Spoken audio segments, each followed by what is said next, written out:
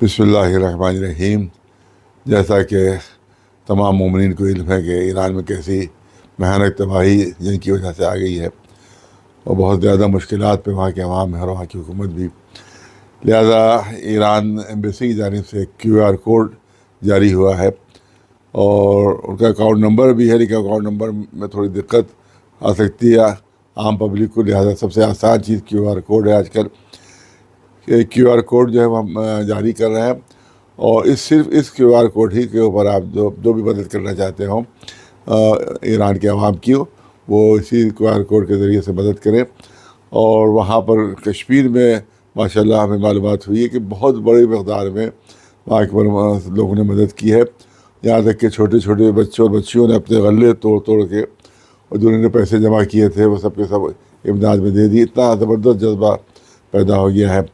लिहाजा यहाँ के मोमिनीन से मेरी दरख्वास्त है कि किसी को भी एक पैसा न दें, नकद, न सोने की सूरत शक्ल में, न जेवर की शक्ल में, न चांदी की शक्ल में, न नकद, किसी को नहीं दें, क्योंकि कोई भी इस पर मुमकिन नहीं कि वहाँ के ऊपर कोई आम आदमी पहुँचा सके वहाँ के ऊपर।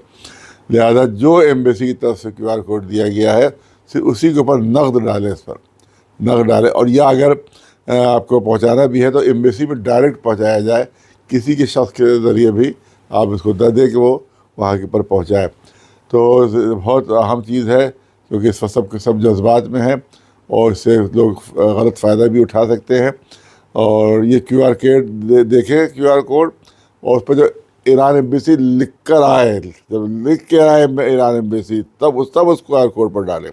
बहुत एहतियात की ज़रूरत है, बहुत एहतियात की ज़रूरत है। ख़ास तौर से अगर कोई कैंप कहीं पर लगाया गया हो तो कैंप में ना दें, बिल्कुल ना दें किसी भी कैंप में, क्योंकि कोई भी आज ईरान में पहुंचा नहीं सकता। लिहाजा कैंप अगर कोई वादा करेगा पहुंचा देंगे तो ये वादा सही नहीं होगा।